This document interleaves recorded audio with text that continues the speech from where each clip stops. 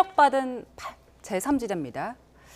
지금 내년 총선 앞두고 이제 제3지대 조금씩 움직이고 있는데 지금까지는 금태섭 전 의원 그리고 양양자 의원 있는데 양양자 의원이 오늘 오후에 창당 발기인 대회를 연다고 하더라고요. 일단 당명은 정해졌습니다. 한국의 희망으로 정해졌고 앞서 양양자 의원이 언론 인터뷰에서 여기에 관심을 보이는 현역 의원 5명 정도가 있다라는 얘기를 했었어요. 혹시 두 분께서는 어떤 분들인지 좀 들으신 게 있습니까? 저는 들은 게 없습니다. 네, 저도 들은 것 같습니다. 네, 오늘 일단 발기인 대회 현장에서 구체적으로 공개를 한다고 하는데 한번 지켜보도록 하고요.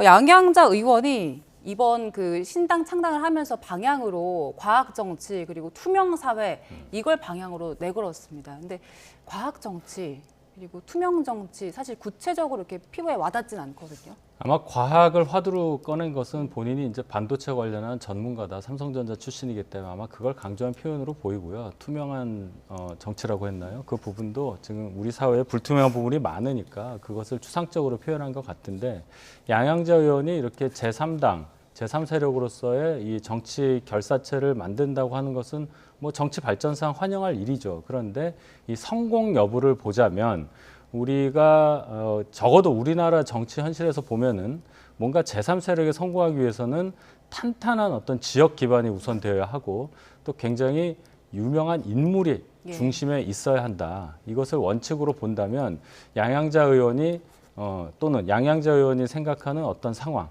이런 것들이 그 조건에 부합하느냐 여기에 대해서는 아마 의문을 가지는 분들이 많으실 겁니다. 벌써 양양자 의원이 얘기하고 있는 뭐 과학 정치라든지 투명한 정치 이 부분에 대해서도 언뜻 이렇게 구체적으로 뭔가 떠오르지 않지 않습니까? 그것이 양양자 의원이 풀어야 할 숙제가 아닐까 저는 이렇게 봅니다. 네, 양양자 의원이 뉴스 라이브에 출연을 합니다. 직접 당사자에게 이야기를 좀 구체적으로 들어보고요. 그리고 어제 정의당도 재창당 선언을 했는데 일단 다양한 제3 정치 세력과 연대를 모색하겠다라고 하면서 그러면서도 지금 거론되고 있는 금태섭 전 의원 그리고 양양자 의원과의 연대에 대해서는 선을 그었어요. 이 부분에 대해서는 어떻게 보셨어요?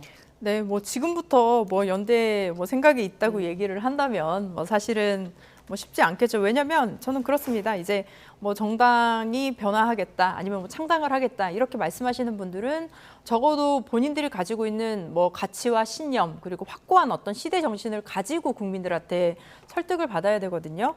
근데 물론 윤희석 대변인께서 말씀하셨던 지역의 어떤 기반이라든지 그리고 강력한 인물, 뭐 미래의 대선 후보로 예측될 수 있는 그런 분이 있는 것도 중요하고 근데 사실 지금 얘기하고 있는 뭐 신당 창당을 하시겠다는 분들 중에는 사실 저도 그 부분은 좀 보이지는 않는 것 같습니다. 그렇다면 지역이나 인물이 없을 때 국민들한테 어떻게 선택을 받을 수 있을까? 그건 저는 국민들한테 시대 정신을 보여줘야 된다고 생각하거든요. 비전을 보여주고 미래에 대한 그림과 어떤 미래에 대한 꿈을 보여줘야 되는데 그 부분에 있어서 지금 이분들이 말하고 있는 어떤 특히 이정미 대표 같은 경우도 뭐 노동시민사회, 기후정치 세력, 로컬파티라고 하는데 약간 이 단어들만 들었을 때는 이렇게 의미가 확 와닿는 게 없었거든요.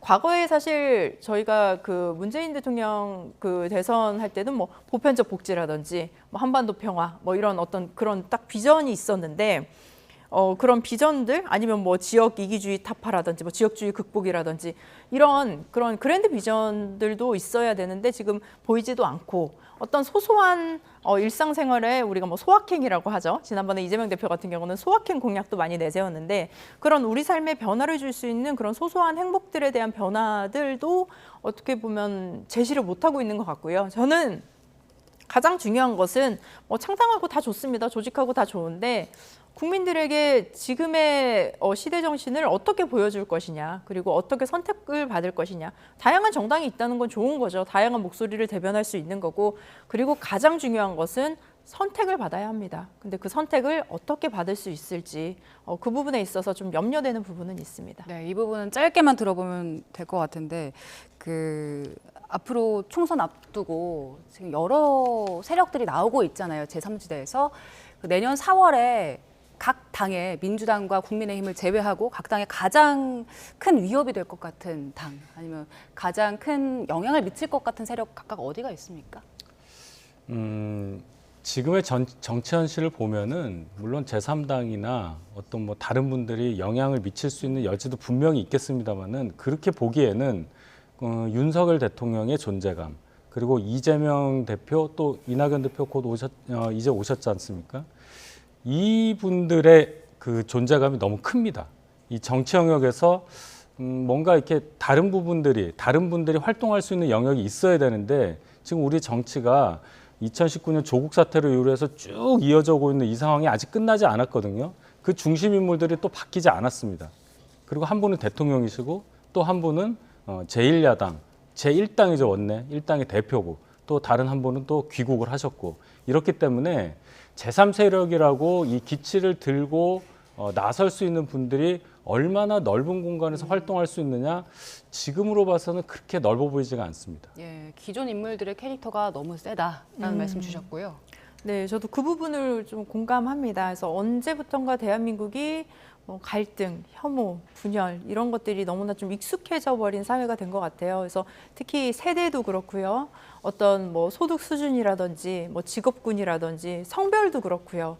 너무나 이렇게 나눠져 있는 갈등의 구조가 너무 깊어져 있기 때문에 사실은 지도자라면 그리고 대통령이고 뭐 당대표고 미래의 대통령을 꿈꾸고 있다면 사실은 이렇게 갈등과 분열이 너무나 익숙해져 버린 이 상황을 하나로 모으고 우리가 다시금 국민들이 하나가 될 수 있는 그런 계기를 만들어야 되는데 저도 뭐 지금 얘기를 하고 있지만 너무 쉬운 일이 아니죠. 너무너무 어려운 일이고 그렇기 때문에 우리가 어떤 한 사람의 영웅을 기대하고 그 사람이 모두가 해결해 줄 거라는 기대보다는 사실 우리가 먼저 나서야 되는데 저는 민주당 같은 경우는 내부의 어떤 우리 내부의 적을 좀 조심해야 된다. 내부의 적이라는 게 누구를 타겟하자는 게 아니고요.